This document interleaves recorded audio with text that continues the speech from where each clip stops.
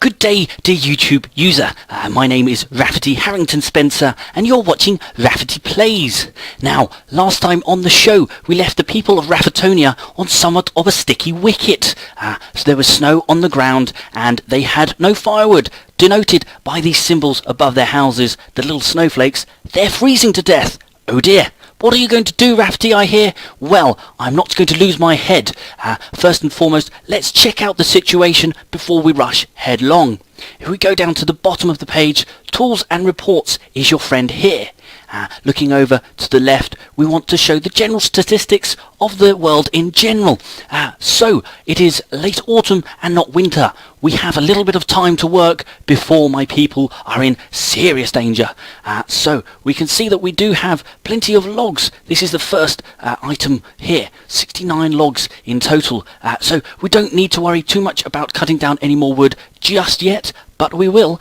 So, first things first, let's get ourselves a logger. On the Resource Productions tab, we will click Woodcutter and take him up to the north. Now, I've decided this area of the map is a prime location for a logging industry, so we can rotate him so he will sit on the road when it eventually gets here, and click to put him down.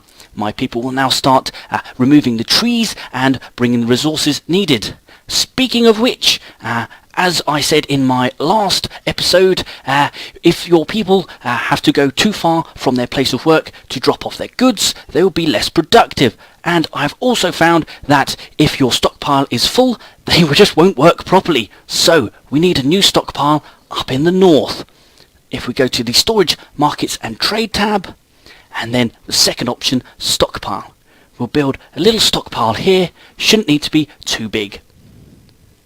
Okay, with that done, let's look at the next stage of our logging. And once again, we go to the Resource Production tab, and second option, Forester Lodge.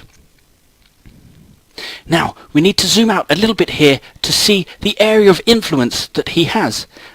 We don't want that to be too far into town. We want him to be working mainly in the north.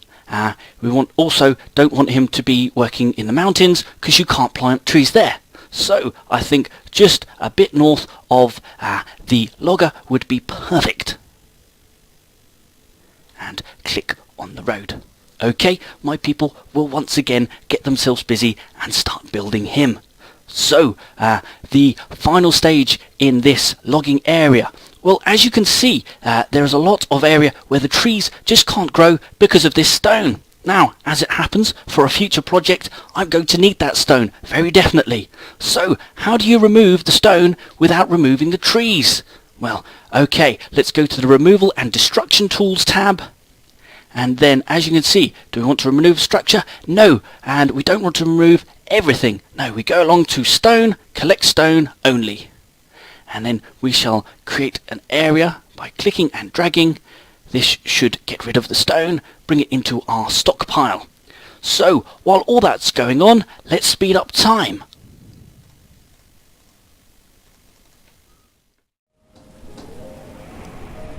And as you can see, my builders have been working diligently, and the Woodcutter's Lodge is now complete.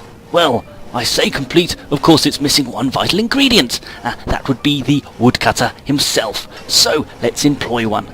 We'll click on the building, and then click the up arrow to employ a woodcutter. Now that the firewood situation is well in hand, the only thing we need to consider is the food supply for the winter. Now, let's look at where we are. Now, top left corner, we can see we are down to our last 84 units of food. Is that enough to get us through the winter? I'm not too sure. I mean, in the family estate, my brother Sebastian handles all the finances, so I'm not one for numbers. But better safe than sorry. Let's employ a couple more people into the food industry. So, we go down to the bottom, Tools and Reports tab, and then into the Assign Jobs tab.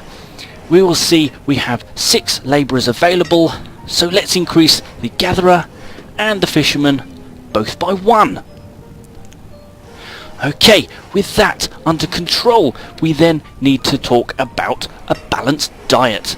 Wow, this may only come into consideration later in the game, but it's worth talking about now.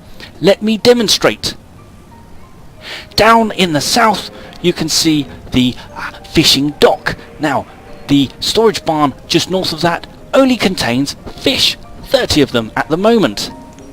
Whereas in the north, next to the gatherer's hut, there is a much larger variety of food. This is because this is the closest storage barn to that place of food production.